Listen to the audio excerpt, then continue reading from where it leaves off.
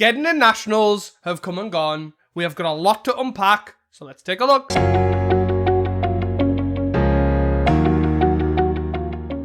Hi guys, welcome back to Casting Commons, the show where we talk and discuss all things Pauper. I am your host Teasdale, and this is my co-host, the Gingerbread Cabin himself. Actually, like the most fitting name, isn't it, really? Being destined for it. Before we start, do not forget to support us by rating us 5 stars on Spotify. Also follow us on Twitter at CastingCommons1 for the most recent Pauper deck lists.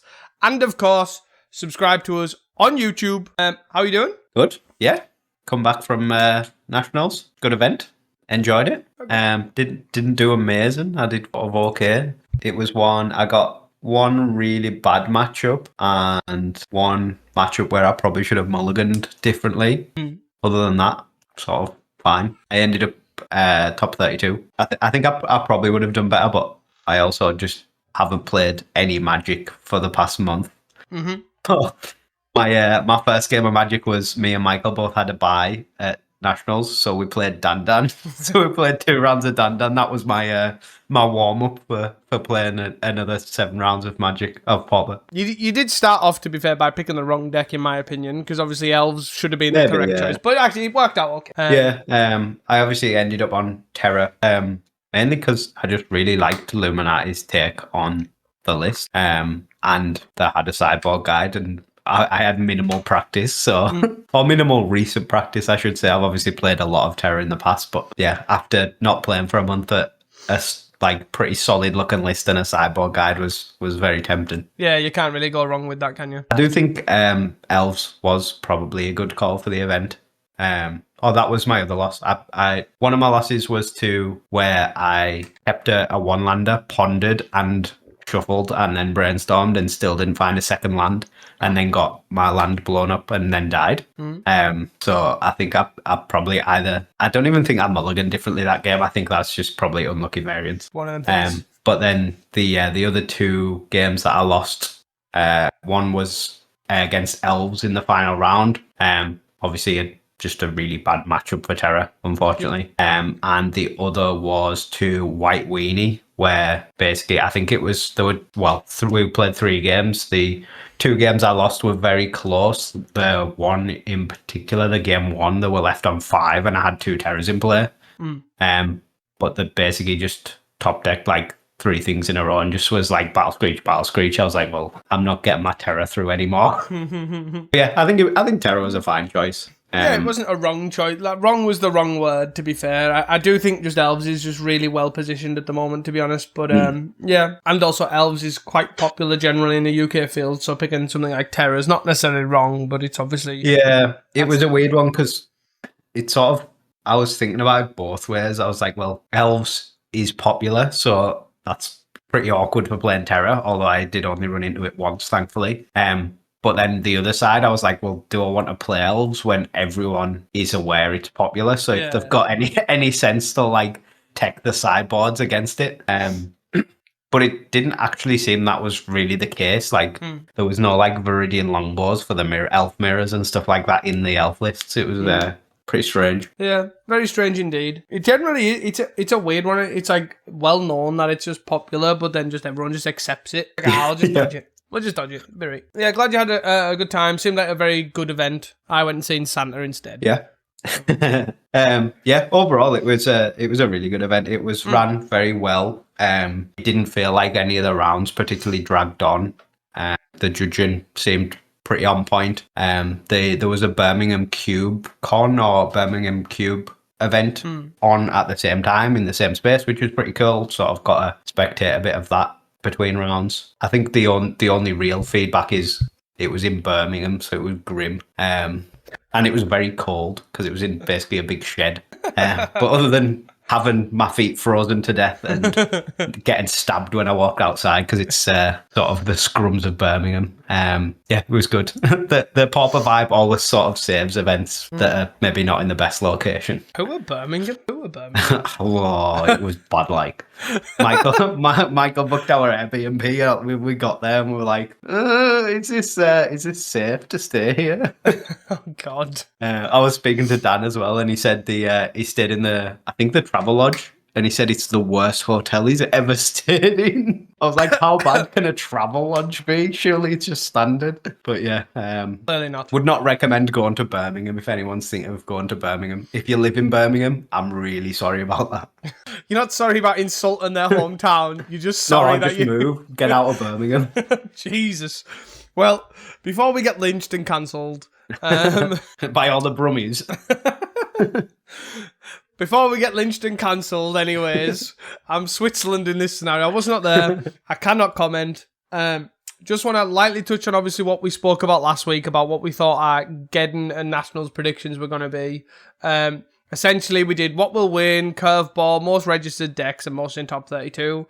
Essentially, we don't know the most registered deck for Nationals yet. We just haven't got that date. We've only got the top 32. But essentially, Reese's curveball came true, which we'll obviously cover, and everything else was a no.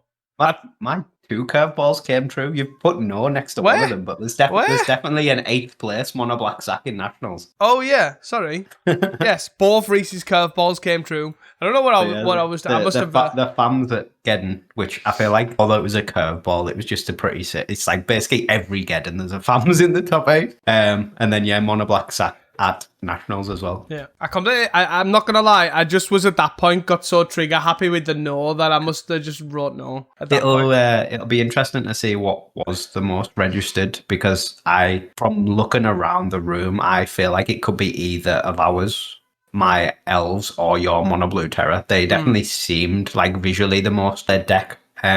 Although there was quite a bit of blue black terror as well, so I'm not sure if that maybe ate into the mono blue. Yeah, looking at obviously without looking too detailed into the numbers, it doesn't really look like it could be Spy or Rally looking at the top 32. Obviously that doesn't really mean too much, but yeah, there was quite a bit of Spy as well, actually. People love Spy. But yeah, so we're gonna sort of go through some housekeeping, and then we're gonna dive right into. We're gonna start with what we'll do is we'll go through the challenges. We'll sort of not take too much time on those, and then we're gonna sort of deep dive into Nationals and then Pauper Geddon, but just doing a bit of admin-y housekeeping. So obviously some tournament news. We have a Pauper 1K on the 13th of December at Mox Boarding House in Portland. That link for that is in the description, of course, like everything. Pauper Wonderland in Chicago on the 14th of December. Again, another great cause. Really happy to support these as much as I possibly can. There's going to be a collection for your neighbourhood aid and food pantry. Again, another great way, obviously, to play Magic while also giving to your local, people in need. And then, of course, finally, the 20th of December, the Upstate New York Pauper charity event in Rochester. Link for that, again, is also in the description. There's a cost for entry, but you also have to give 2 pieces of food or perishable food or whatever. I can't remember what exactly it is, like the tinned food and stuff, as entry, which is a good way, and they'll obviously donate that to the local food banks. That's pretty cool. I feel like we're definitely missing out on the Christmas charity pauper event. It's all Yank events. But yeah, great way, obviously, to support your local areas as well while also playing Pauper. So really do, if you are in that area or near that area, it'd be a great way. Obviously, if you can't even go and you can spare, obviously, donations, that's obviously those links out in the description too, of course. There is no real news apart from obviously Pauper Geddon and Nationals at the moment. So we're just going to dive right into the challenges. Starting with obviously Thursday, our regular Thursday challenge now. Yeah, it's a lot more data to go through now, because the Thursday challenges seem to be firing pretty consistently with like mid-40s, which is sort of our Saturday number, right? But yeah, so this week, Thursday the 27th of November, there was 45 players. First place was White Weenie, second place was Mono Red Madness, third place was Mono Blue Terror, fourth was Jund Wildfire, fifth was Blue Black Fair, sixth was Elves, seventh was Boros Moxite, eighth was Mono Red Madness, and then the 2 near misses. 9th was another copy of Boros Moxite, and 10th was another copy of Blue Black Fair. Yeah, I guess starting with the winner, White Weenie. Always pretty cool to see White Weenie win. It is obviously a Niedish Natten special. This time, nothing particularly out of the ordinary. They've got the one great sort of tire in the main, which we see pretty often. They've split the Chocobo and Guardian's Pledge. I feel like previously we've just seen like full just 4 Chocobo, no pledge. Or maybe like one, what's the free one? There's +1/+1.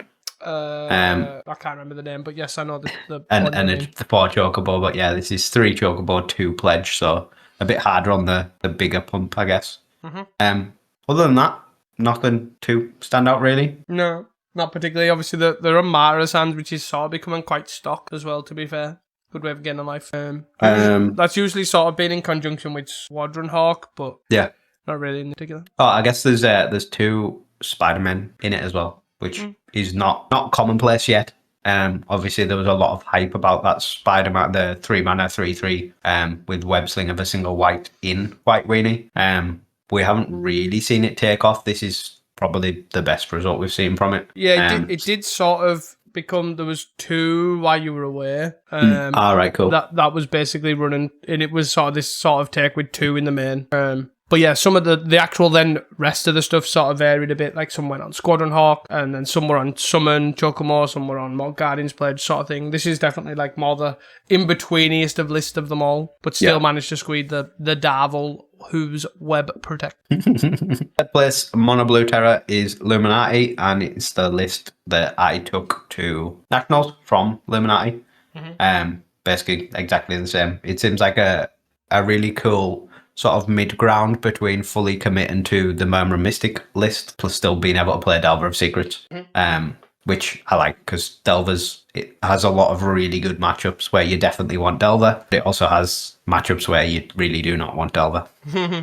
So it's a good list to settle on, I think. Yeah, that's fair. Other than that, there was nothing particularly stand out. It was, I guess, cool to see Boros Moxite making a bit of a in 7th and 9th. I don't think there was anything really massively stand out from those lists. They were both the main deck relic list, which we've seen before from Boros Synth, but we've also seen before from the Boros Moxite list. It definitely seems like one of the decks that can just get away with playing relic in the main and not suffer too much from the matchups where it's completely unplayable. Yeah. The 9th place pilot is the OG pilot, the one that was the solo one doing really well over the past 6 weeks or something. But obviously the 7th place list is, I would assume, or like almost identical, if not identical. Yeah, it's very, very similar. Even the mana base looks the same. It's good that other people are actually starting to pick the deck up. Yeah, it's cool because obviously we had that time of Boros Synth for quite a while after like the Geddon breakout of it.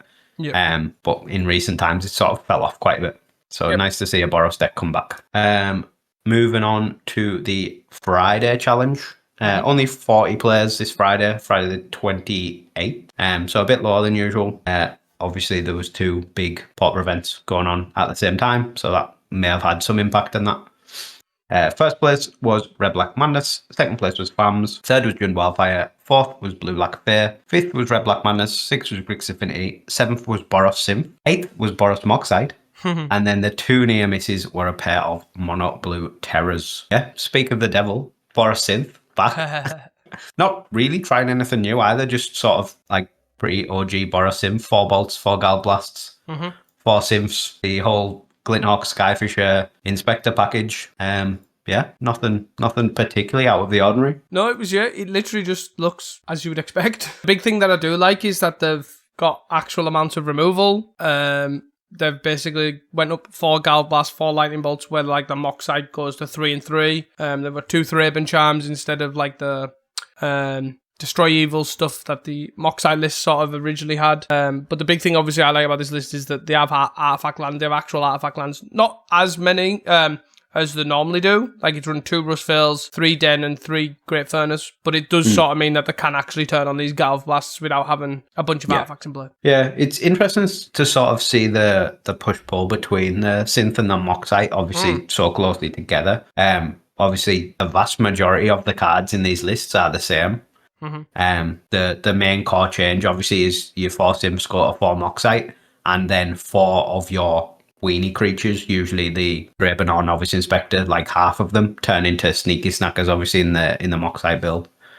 But sort of other than that, like they're very similar. They all play they play bolts, they play Gal Blast, they play Strands, they play Thraben Charms, and they play Journeys. Like the artifact of choice is Lembus to like supplement whatever the other red artifact is. Yeah, it is interesting to see sort of which is going to win out, because I'm not entirely certain which is actually better. Obviously, the Synth is a lot a lot cheaper of a package to sort of loop with glint hawks and stuff, whereas the Moxite is obviously a bit more expensive, but you get the snacker value. And just generally, like, obviously you get to keep the cards too, right? Which obviously can matter. And again, it sort of shows with the Moxite build, Viashino's made some changes to the list, like running a Thraben Charm in the main instead of the Destroy Evil. What they can also do, which is they've done in the side, they've added 2 Volshock Sorcerers and 2 Goliath Paladins in the side, which is something, they look a bit weird, but in Moxite you can do, like, you can play these 5 and 3 mana spells without fail, because you don't have to cast them that turn, right, with Synth. So you get that. Yeah, I think that is a big standout, actually, to be fair. You're going to hit your land drops just as much, like, as Synth, but you're not going to whiff. The whiffing is going to impact you less, because, like, if you draw into a Paladin, you can keep it for, like, 2 turns down the road, where Synth, if you flip a Paladin, it's like, well, I've got 3 lands, I've just whiffed, Yeah, I do like that idea from the Moxite sideboard. Yeah, definitely. The only other deck really that I wanted to touch on is the 9th place Mono Blue Terror. It's not a normal Mono Blue Terror from Purgatory. It's basically the snacker build that we've seen previously. So not blue black, but 1 Aquifer and 4 snackers as black cards. But utilizing the new abandoned attachments, which is something we've spoke about before, being pretty cracked with snacker in blue decks. It's basically replacing the Modern Age, right, from these decks previously. Which is cool to see. It's a Modern Age that actually makes your Terrors and Serpents cost less and triggers Murmur Mystic. Yeah, I'm definitely a big fan of this card, to be fair. And we mentioned it before, like, obviously it seems pretty good in Terror. But yeah, I think the only thing I'd be interesting to see if they wanted to lean heavier on the, like, deep analysis. There's only 1. I could definitely see a few more in there, because bar snacker, you few and far between in your cards that you sort of want to discard by your snackers. So yeah, I guess the idea is it sort of doesn't really matter what you discard. Like, you can just pitch, like, a dead Dispel or a dead Spell Pierce or even a Thought Scour or something, because it's sort of doing what you want it to do anyway. It's going to the graveyard and replacing itself with a card. It is interesting. Obviously, there isn't a lot of pitch, but you do need there to be a lot of pitch, I guess. No, that's definitely true. It's pretty cool to see. It seems pretty good, and I think this is our first top 10 of an Avatar card, right? Maybe. I'm not sure if we've seen abandoned attachments previously in the top 10, but yeah, it's definitely a standout one. There was... I've lost the other deck that I wanted to mention. Oh, that's what I wanted to mention. The first place Red Black Madness deck. Just obviously shout out the one of Sazcap's Brew. Always nice to see another draw to effect that sort of takes into consideration, obviously, Spy as well. You can kill people in response with a fix. Moving on to the Saturday the 29th. Only 37 players, so a bit of a low one. Again, there's 2 major Pauper events going on at the same time. First place was Rally Red. Second place was White Weenie, so another good result from White Weenie. Third was Grixis Affinity. Fourth was Red Black Madness. Fifth was Mono Blue Terror. Sixth was Boros Moxite, once again. Seventh was Red Black Madness, and 8th was Fams. And then the 2 near misses, 9th was Combo Walls, and 10th was Flickertron. Yeah, another good White Weenie result. I believe it's the exact same list Needish Natten played, or basically within a card. But it is a different pilot. And then, Boros Moxite, once again. That's, 3 challenge top 8s in a row? Yeah. This time with Kirby, seeing the success and decided to give it a go. Yeah, still on the main deck Relics, although trimmed to 2. I believe he's dropped a creature as well. There's not the one of Dawnbringer Cleric. Basically gained, an extra journey? I think it's a Lembas and a Bolt. Okay. There's 4 bolts rather than the 3-3 split. Yeah, cool. Yeah, 1 bolt, 1 Lembas. Looking at Viashino's list from the day before. Sideboard not playing into the 3 drops and 5 drops as much, just keeping it pretty stock with the Pyros, Dust to Dusts, and then just your smattering of Electricaries, extra Strands, extra Raven Charm, etc. Anything else other than that you want to touch on? Just to highlight, because I sort of missed it, to be fair, on the Friday with Campos. This other pilot in 8th, also playing Fams, taken almost, if not the exact list. Even with the Cyber Cryptomancer in the main, which is pretty sweet. A card that sort of flickered in and out of Fams, pun not intended. as sort of a 1 blue sort of protection spell that you can snap back and. Yeah, it's a pretty interesting one. Obviously, the Sage Row Denizen as well, staying as a mainstay to save you some time. Courtesy sort of transferring through pilots. They're just a bit rusty, you see. That's all. They just need that. Them training wheels. They just appreciate their own time. But no, that's all. I think that's all. There was nothing too exciting off like the Flickertron list. No, obviously the combo walls is like the OG combo walls. There's no like spy or anything going on. It's just the OG, I guess, with the what's it called? Shield Wall Sentinel Tutor. Yeah. Free from the real Axebane Guardian Hull. There is 3 Priests of Titania in there, which is a bit of a new. It's a strange, tech, I guess. It's a strange one, I guess, because it's not necessarily new, but it just obviously you don't see it that often. Like Apaz has been on 3 Priests for quite a while, as sort of like an extra 2 mana dork sort of thing, and it's the list that they took to Geddon as well, and that's kind of list. If you do want to obviously check out that sort of stuff, like obviously check out Apaz's YouTube channel, and very good Walls player. Even check out the Walls Discord, where if you literally ask Apaz anything about this, but it is what it is. It's one of them things that it's like, in terms of challenges, it's very new because Walls combo just doesn't really appear anymore, right? Yeah. But Apaz has been on 3 Priests for quite a while. For God knows why. I don't understand the logic behind it, but yeah, sure. It's a bit of a weird one, isn't it? Because it's obviously you want more overgrown battlements in effect. Yeah. Which Priests does a very good overgrown battlements sort of interpretation, sometimes better. But the push and pull of defenders and elves doesn't really like work. Like your defenders and elves, and your elves and defenders. Yeah. So you're like at the split where, well, you're playing Green Rangers anyway, but you're not really playing any other elves. Like, so you're now trying to like put Jesper Sentinels in instead of Avacyn's Pilgrims to like up the elf count a little bit. Yeah, it is a weird one. Yeah, I guess like often I guess it'll tap for 2, but is it gonna tap for more than 2 a lot more of the time? Like, is it better than just having like Wall of Roots or something? I guess though it's more like if you have Leaf Caller, right, you only need it to tap for 2, right? Because it's combos offered free for the real, sort of similar to overgrown battlements. But then Leaf Caller's also not an elf. No, it's not. It isn't. But yeah, it's just one of them like sort of weird things, right? Where as long as you have 2 elves or 2 walls, you're threatening to combo, right? Interesting for sure. Moving on, I guess then to the Sunday challenge, the final challenge. Sunday the 30th, 64 players. So we got there on the 64 total. First place Blue Black Terror, second place Mono Blue Terror. Third place Rally Red, 4th place Boros Moxite, making it up the standings. 5th place Campfire Gardens, 6th Grix Divinity, 7th Blue Black Terror, and 8th another copy of Campfire Gardens. And then the 2 near misses, 9th was Elves, and 10th was Red Black Madness. Pretty spicy one for the biggest challenge of the week. The Blue Black Terror in first was also playing Abandoned Attachments, although this time it was full Blue Black Terror with Gurmag Anglers and Snuffouts and Castdowns in.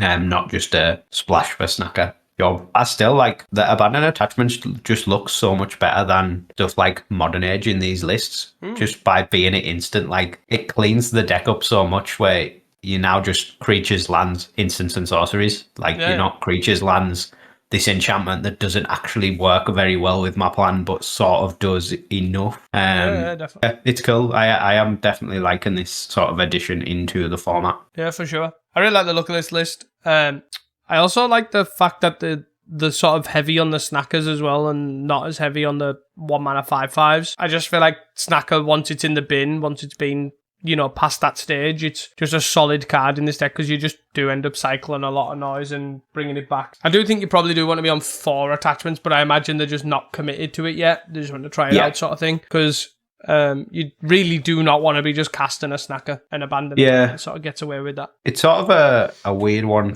I guess, for space because you're also, like, if you're going down this snacker abandoned attachments route, you probably want to be on 4 Thought Scour, 4 Mental Note to just optimize, like, bin and snackers. Yeah. You definitely want to be on 4 Brainstorm.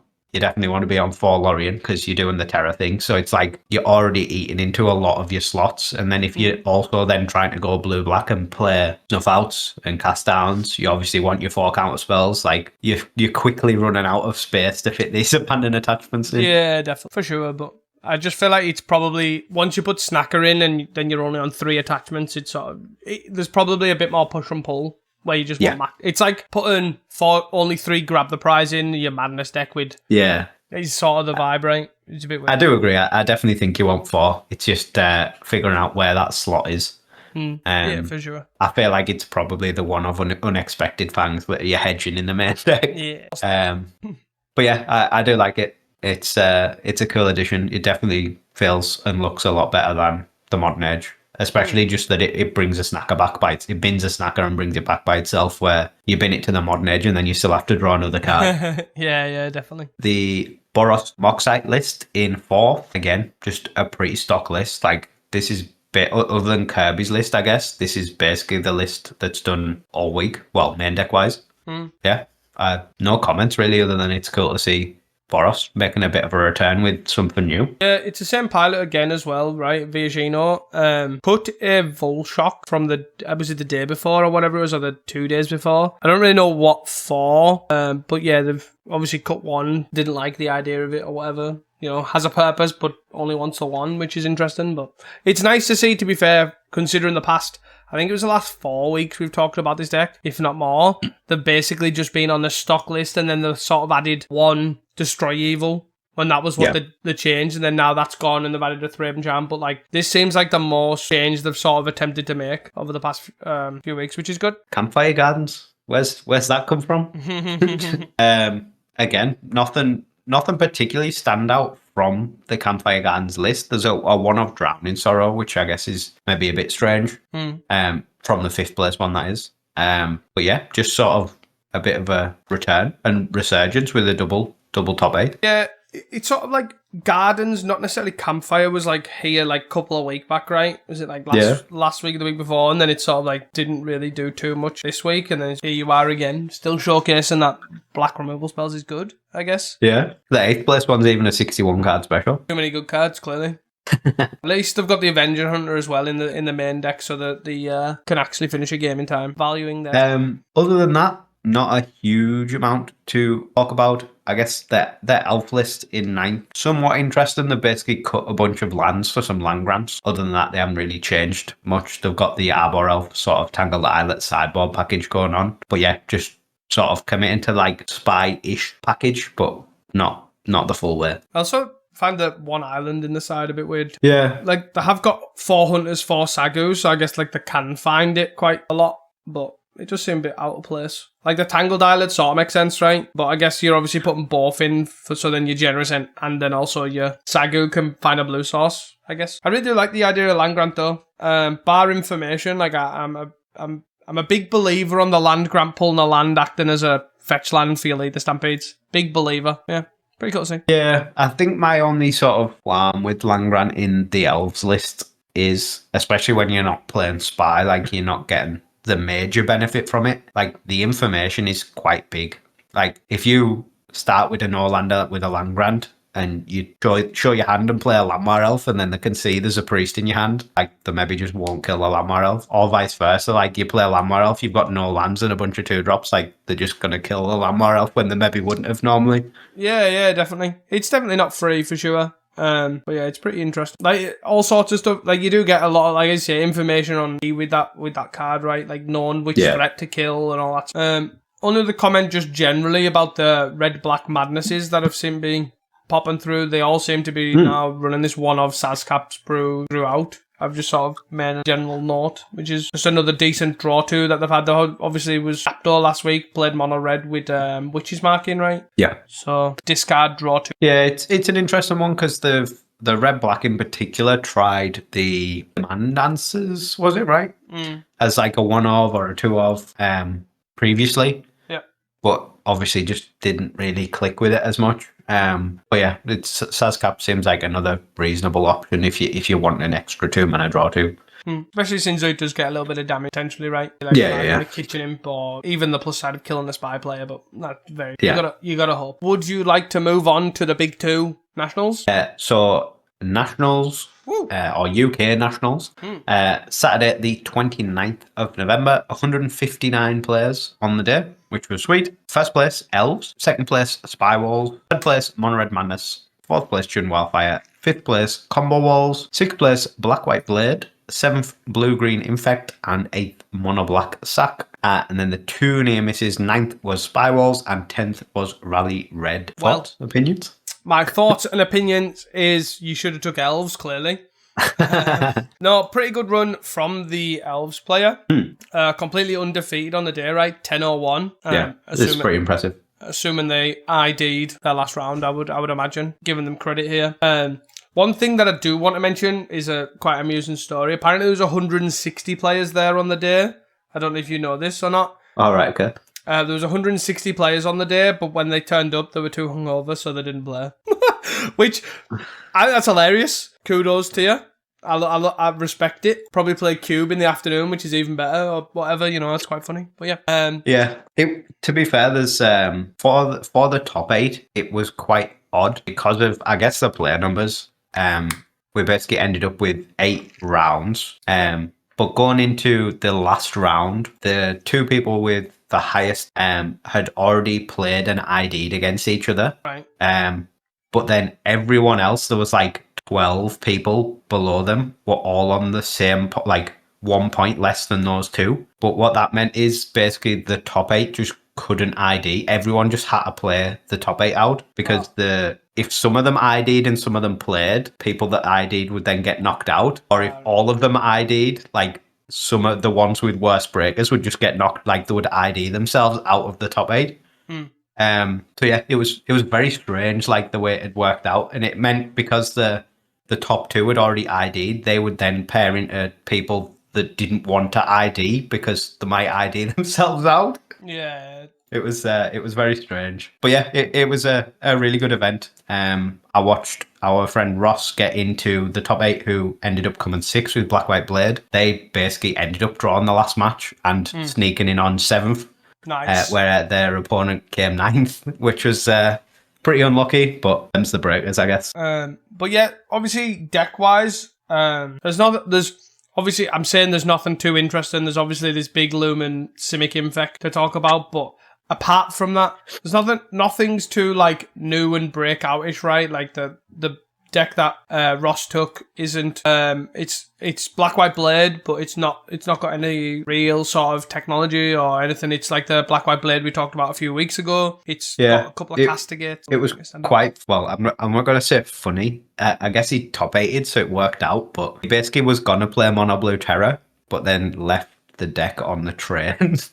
So rocked up to Nationals without his deck that he was going to play, so ended up playing Black White Blade. Obviously worked out, but yeah, the loss of a deck is probably not debatable if it's worth it or not. Yeah, for sure. Unlucky. But yeah, obviously a lot of variety in the top 8. There's nothing massively stand out and new really, other than this sort of blue-green infect that's a bit weird. But there is a lot of variety, which is cool. It's not just a pile of Jund Wildfire, for example. Yeah. I guess to be fair, the Mono Black Sack is a very unconventional list, let's say. Yeah, it's gone really hard on payoffs, of my perspective. There's four vampires, 4 feeders, 4 infiltrators, and 4 beetles, and 4 beckoners, I guess, as a pseudo payoff.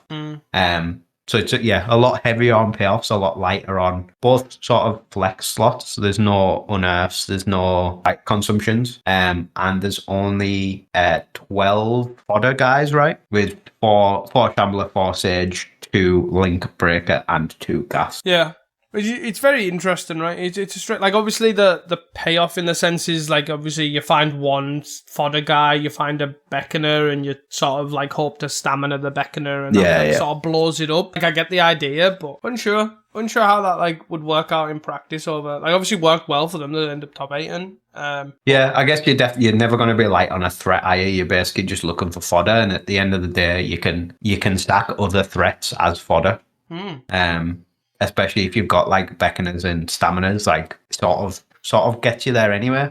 The sideboard is quite interesting as well. There's 2 Desperate Farmer, which is an interesting one. It's a 3-mana 2/2 lifelink that transforms whenever another creature you control dies into a 4/3 lifelink. 3 mana for a 2/2 lifelink is a hefty cost, but if you can transform it and it survives, like, can sort of see it, but having 3 toughness on the backside as well is still a bit suspect. I'd probably agree with this if it was a 4/4. Yeah. It's the 3 toughness on the backside is definitely the weakest part of it. Like, imagine all this effort. You paid 3 mana for a 2/2 life. Sort of sits there. It doesn't even like exile and flip either. So it's not like you could sit there with a 2/2 lifelink and then like wait for them to commit a bolt and then you go, actually I'll sack it, and then it exiles and comes back transformed. So do you know what I mean? It just transforms. It like just flips. So he'll just die regardless, which is a bit unfortunate, but I don't know how much it worked out for them, but I can imagine. Yeah, I like the theory, I like the idea, but I just think the rate and the body is probably not enough. But especially when, like, for life gain stuff, Mono Black is not really short of options with life staff and spinning darknesses and stuff like that. Yeah, I do, however, I'm not a non-believer on the Mold Fork in the sideboard. It's a cool one. This card's sort of like seen a little bit of, when was it? Can't remember what deck it was. Someone will probably be able to tell us in the comments where they tried Mold Fork as like a big body with a lifelinker on, and it might have been like Affinity or something, to be honest, when like a Tog got banned or something, and it seemed really good there, and I can see the thing behind it like in Mono Black Sack. I don't know about this list in particular because, as you said, you're a bit short on fodder, and it does cost, for those who don't know, it's a 1/1 with lifelink for 2, and you can sack a creature or another creature or an artifact to put a counter on it, but you pay 1. So paying 1 for your fodder, to sack your fodder, generally will mean that you don't have a lot of mana spare to sort of stamina or beckoner it and all that sort of stuff. It does seem pretty cool. I'm not a non-believer on this one. But yeah, the sweet list. Also cool to see Mono Black doing well, and it was my curveball, so I appreciate it. The blue-green infect, I'm assuming you want to talk about? Yeah, be rude not to, wouldn't it? The blue is pretty light. It's basically for blighted agents and distortion strikes in the main deck. Yep. And then you get the usual sideboard tools of like blue elemental blast, dispel. A singleton unable to scream is I guess an interesting one as well. It's basically at the cost of what the Lanois augurs from the mono green version. And I guess an extra pump spell, like a couple of blessings and a couple of vines, maybe. Something like that. Oh no, is it the, what's the one that gets a basic? Doesn't have to go for. Yeah. Which is interesting, given it's multicolored. Because it just gets a basic land, right? It doesn't get specified forest. Yeah, it just gets a basic land, yeah. Yeah, I maybe would have thought that would be pretty good fixing for blue-green, but... Which then sort of alludes to what I would think is my thing that I hate the most about this list, which we talked about earlier. It runs 4 Lakeside Shacks as the land slot, which for those that don't know what that is, it is the Duskmorn land, which you've seen, is it Razortep Gorge in Black Red Madness? Is that the card it's called? Enters tapped unless a player has 13 or less life, and this one tapped for blue or green. I really don't understand why it runs this land. I get the idea because it, in theory, can come in untapped. However, you are playing infect creatures, so you doing chip damage doesn't actually take away their life total. No, it'll be you getting battered. Yeah, so it's basically you getting battered, as Reese put. But basically, then you're only running 19 lands, so it needs to be like your 3rd or 4th land. I don't know. I feel like this land's pretty poor, to be honest. I guess it's one of those, you can't search for lands in this list. So something like a type jewel wouldn't make much sense. And then if you want a jewel land, this is basically the only option that might come in untapped. Yeah. It's like, do the others have any benefit over this? Is this just more like there's no reason to play the other ones, so you play this one because it might be better? That is my thought on it, really. Yeah, I just feel like, why not just run more basic? Like, you could, you could realistically just 2/2 split and run 3 islands. Like, the chances of you having a 3 island hand and then having all green sources seems pretty unlikely. For example, just like, obviously haven't worked out the numbers. Yeah, it doesn't seem that, like, you only literally need 1 blue source. I feel like a tap land's probably more detrimental than the amount of times you would mulligan from having an island hand, you know what I mean? Yeah.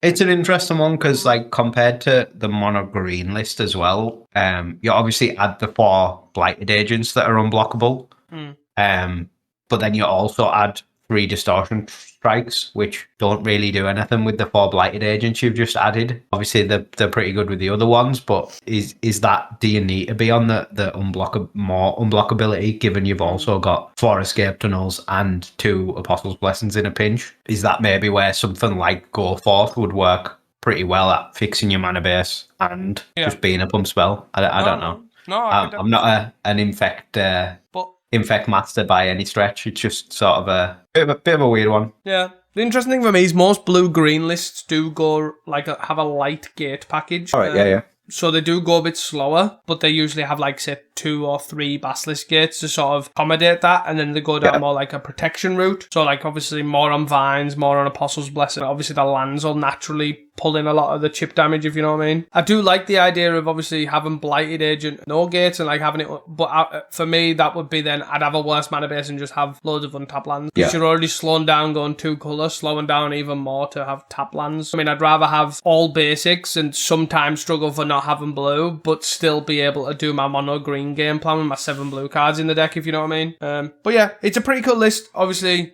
opponent must have done incredibly well. Obviously managed to infect people. Enough out, I imagine, was on a general downwardish, I would say. Yeah, there didn't seem to be much sort of, outside of the occasional blue-black terror, there didn't seem to be much black at all. I didn't really see any gardens. I guess the downside is obviously mono-red madness with lava darts looks absolutely heinous for this deck. Yeah. Which I'm not certain how the top 8 played out, but given there's a mono-red madness in 3rd and this in 7th, it sort of feels like that might have been the the first matchup in the top 8. But yeah, pretty much is. I think that the green version, the mono green version, it's not the worst in the world. If you can obviously, it's basically, can you find your permanent buff, as in your Snakeskin Veil, why they can't really do any damage, and then after that your Vines and your Apostles' Blessings sort of just protect from the other stuff like the bolts and stuff. So, but yeah, this being a bit slower probably does hinder that a little bit.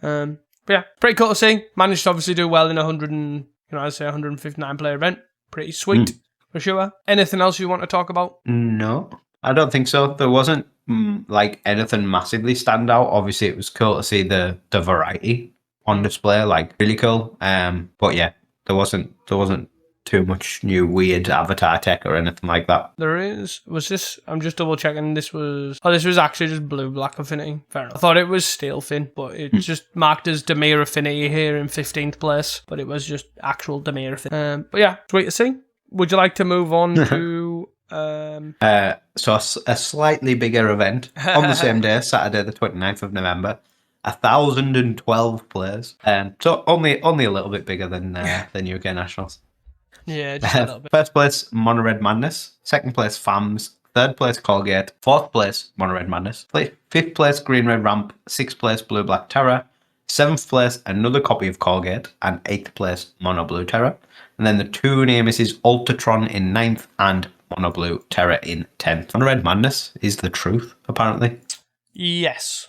It was the most played deck day 1, right? And the most converted deck day 2. Is that right? Yeah, that's right. Yeah. So it had a absolute stonking time at Pauper Wonderland, which is quite surprising, to be fair. I didn't go in expecting Mono Red Madness to be the breakout deck. No, I definitely didn't. I thought it would be probably maybe in the top 5, but I definitely wouldn't have thought it would have been number 1. By it wasn't a significant margin, right? But the thing that surprised me was that Jun Wildfire was 3rd. Mono Blue Terror and Mono Red Madness were both higher than it. Yeah, in percentages. In percentages, yeah. Which was pretty interesting, for sure. Yeah, especially for something like Geddon, when we all know the Italians love to take Jun Wildfire and draw against each other. Maybe they figured out last time that it was the wrong thing to do, and that's why everyone's jumped on Terror and Madness, because they're like, yeah, we want to actually finish these games. Yeah. Elves as well, moving up. I think day 1 it was the 6th or 7th most played deck. And then day 2 it basically was right behind Madness, Terror, and Wildfire in 4th. Oh yeah. All right. Okay. Yeah. I was looking at you. Sorry. Is that right? Yeah. Yes, I think so. Yeah. Which is cool. Obviously, no, we're pretty high on elves, and it seems to be just having a great time right now.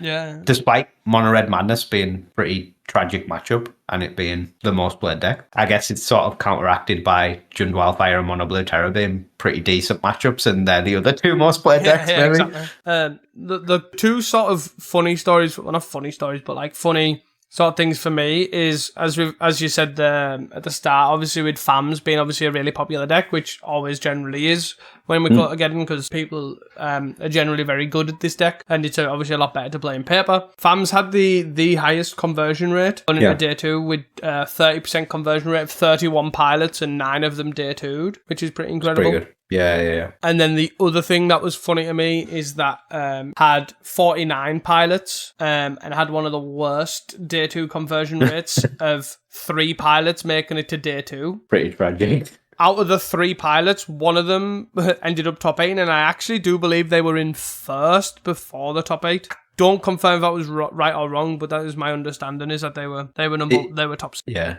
Is it the worst conversion rate?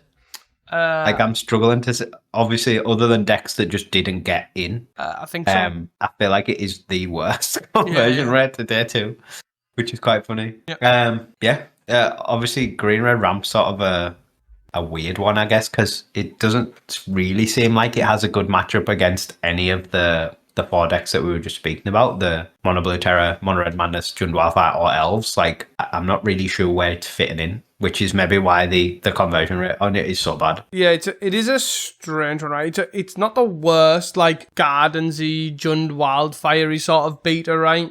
You sort of get more bombs than Jund Wildfire does, and usually can get more bombs than they can cast removal spells. Obviously, they can get awkward draws where, like, obviously, Wildfire, Enchantment Land, and your sort of Scarper and stuff like that does happen. But generally, it would be that and the sort of Gardensy sort of matchup where and like that sort of style, like maybe even core gates to an extent, I could sort of understand to some sort of degree. I feel like Green Red is, especially since Riding Chrysalis, has been a generally very popular choice again. Yeah, I can see that. People like to cast big dumb bombs and just, as we keep saying, value their time in tournaments, I guess. Finish the game. Yeah. In terms of the top 8 decks, I guess a big standout is, although maybe not as surprising as it once would have been, the double core gate in the top 8. I feel like this is on sort of a similar plane to FAMs at Geddon, where basically all the master FAMs and master core gate pilots show up to Geddon. Yeah. So although it's not a massively played deck, it always seems to convert really well and do really well for the copies that are played. I guess to be fair, for me, like we've said for quite a while that Core Gate is generally a really well positioned deck, but you just don't see it in challenges because it's just so boring. Like in terms of play pattern, it generally when you go to win an event, like pick Core Gates is generally a safe option because the deck is pretty powerful. Like, it does powerful broken things, like Squadron Hawk and Brainstorm are strong, counter spells, Strands are strong, all sorts of, and then matched up by basically Kessig Wolfrun in Pauper is probably as close as you're getting, is a pretty strong way to go about it. In terms of the top 8 lists, there was a couple of sort of standout interesting things. The Blue-Black Terror is a similar list to which we spoke about before from the challenge, basically playing the Snacker, but in the actual Terror, Blue-Black Terror, Shell with Gurmags and Snuff Outs and Cast Downs. But this time has gone fully in on the 4 abandoned attachments, as we sort of alluded to before. And has actually cut the one of Unexpected Fangs from the main as the cost of it. It's like we had some foreshadowing. Yeah, I like that. Yeah, cool list. I like this. I like this take on Blue-Black Terror. It's cool to see it get a bit of a fresh lease of life after the basically mono blue Terror domination that has been going on.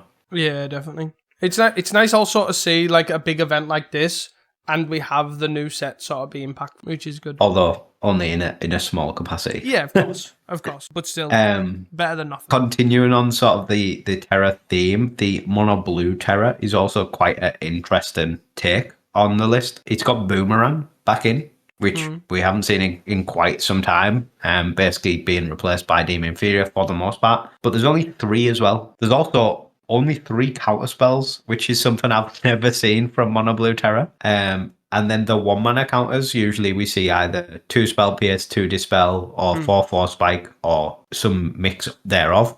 This one has gone 2 spell pierce and 3 disrupt. Gonna get them instants and sorcery. That's the one, right? It's the 4 yeah, spike yeah. and sorcery draw. Yeah. So it's counter target instant or sorcery unless its controller plays 1 and you draw a card. Pretty sort of interesting place to land with Mono Blue Terror. It feels like not really following any of the sort of teachings that we've seen in the challenges of either the Delver list or the Mystic list or the Halfway House. Like, this is just completely different to all of those. Yeah, which is a bit... It's quite cool to see, like, obviously, in a big event like this, for sure, but for the most part, it'd be interesting to see how much, like, agency they got from people playing around almost a stock list, like, playing around no boomerangs and then being able to boomerang people, or, you know, them playing around, I don't know, 4 counter spells, and, do you know what I mean, like, that sort of stuff. I don't know how much it would have mattered, but, yeah, pretty... Looking at the winning list, which ended up being Mono Red Madness, it's possibly the most stock Mono Red Madness you could ever build. There's basically nothing really standing out at all other than a single Flare and Pain in the sideboard instead of the 4th Serum Blaze. But yeah, it's just full on the 4 Flame Breather, 3 Gutter Snipe, 3 Fire Blast, draw spells. The stock list. Yep. No Spider-Man cats in this list. No cutting Kessig Flame Breathers, nothing too crazy, which is cool to see. Shows that the original one worked. Yeah, shows the power of this original list, to be fair. Especially as its final matchup was FAMS, right? Yes. And it obviously beat FAMS, which is a deck that plays a 1-mana 0/4 that gains life. Yeah. So yeah, just shows the sort of extent of excess damage that Mono Red Madness can mount to. Looking at the 4th place Madness list as well, the only real sort of difference is they're sort of pretty stock as well, but they've cut a Faithless Luton for a 4th Gutter. Is I think basically the only change, right? Well, from the main board. Yeah, the sideboard's a bit more mixed up in that list. They're playing like a few random one-offs, like a 1-of Tormod's Crypt, a 1-of Fairy, 1-of Electricary, and a couple cast into the fires as well. But yeah, generally sort of very, very similar. Although I do think 4 Gutter Snipe is probably where you want to be nowadays. Yeah, I can definitely get behind that for sure. The only other thing I know we've already touched on, the green-red deck, sort of, to an extent. I do want to point out, like, it is a green-red ramp deck, so it's not running any of the Ponzer effects. But it is an absolute mess. It's all over the place. It's got only 7 Utopia Sprawl effects. It's running 4 Boredom Parties, 3 Bannerhide Crushocks, 3 Repurposers, 3 Nyxborn Hydras, 2 Ram-Throughs. It's like sort of trying to use all the tech pieces, and 2 Generosents as well. Use all the tech pieces and just hope it runs hot. Obviously work. Yeah, it's got the 1-of Ridgeline and the 1-of Mountain as well. Yeah. Without the Acid Moss is not always the sort of common thing to see. I guess End can always grab the Ridgeline.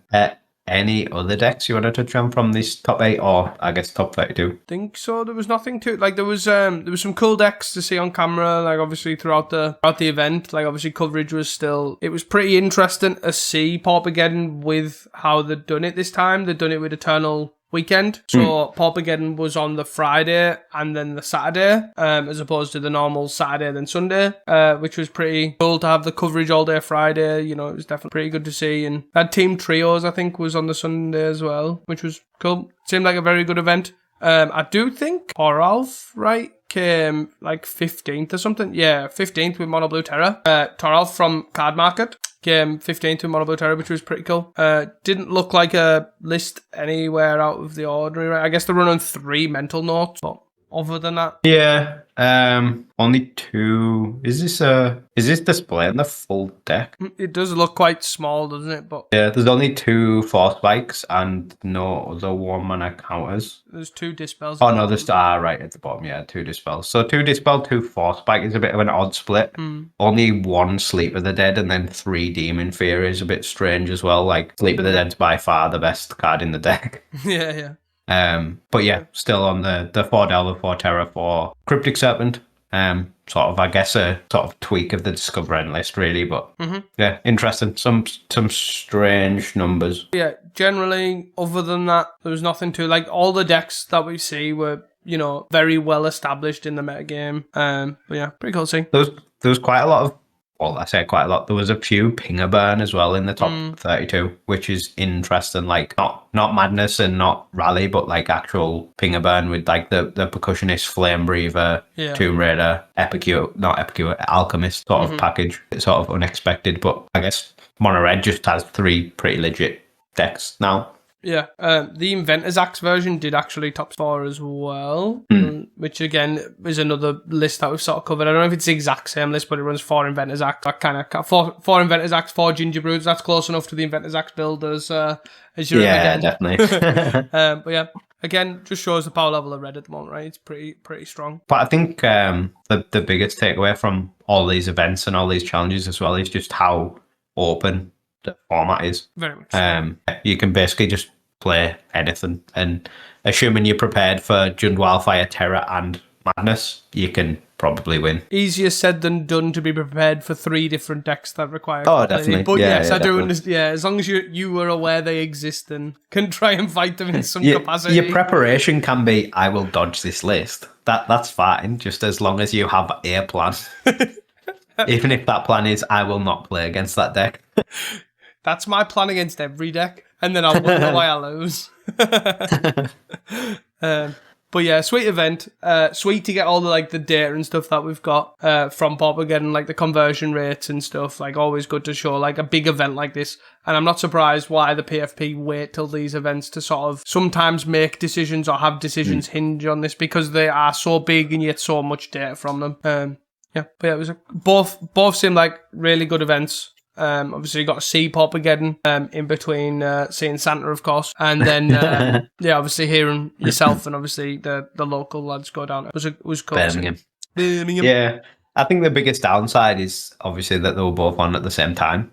But yeah, it's not the easiest to plan, I guess, to get them to avoid each other. But yeah, I think we probably lost some nationals players to Geddon. Yeah, well, I know there was a few of I think it's like Sheffield Lotto went again as well. Unfortunate, but is one of those things. Anything else to add? No, I'm happy to move on. So, hot takes from last week were obviously all Geddon related for the listeners. First one being from Hardmaster Dave. Then we'll see Poison Storm and Delvelous Blue Terror list. Unfortunately not. If they wrote just Delvelous Terror, I guess technically they would have got there because it was blue. Yeah, with the blue-black, yeah. Unfortunately not. There was the Murmur Mystic list pretty close, I think, to the top 8. If I can scroll up and find it, I think it was 10, right? 10. Yeah, the Delvelous list. So not too far away. No. But not quite there either.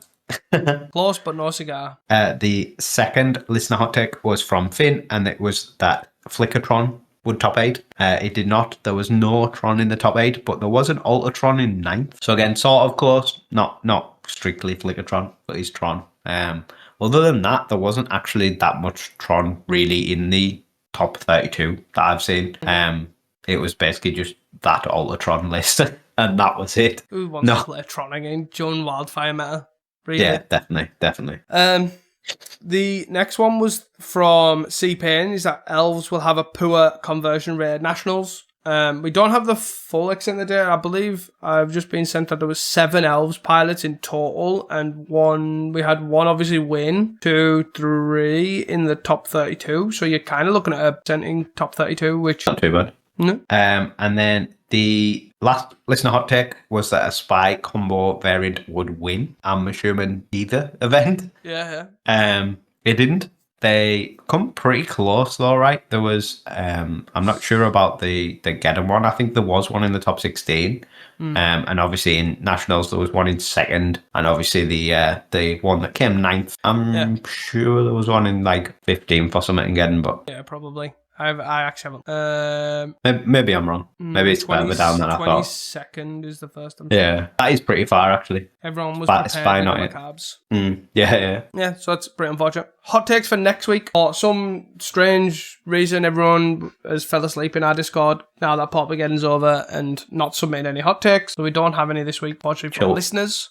Chill week. However, we've submitted our own. So my hot take for next week is that Boros Moxite will get the W. It's obviously picked up quite a lot. The 4 top 8s in a row is pretty impressive. It just needs to keep moving up. It's slowly like creeping up the top 8 standings to 4th, so it's not got too much further to move. Yeah.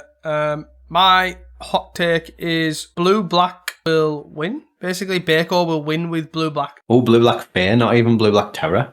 No, Blue Black. It's sort of like at the start, it was sort of there right on the Thursday, was it? Yeah, there was a couple. I think there was 2 in the top 10, and then Friday I had one. I was just like, all it takes is this little bit of a push. Baco dust it off.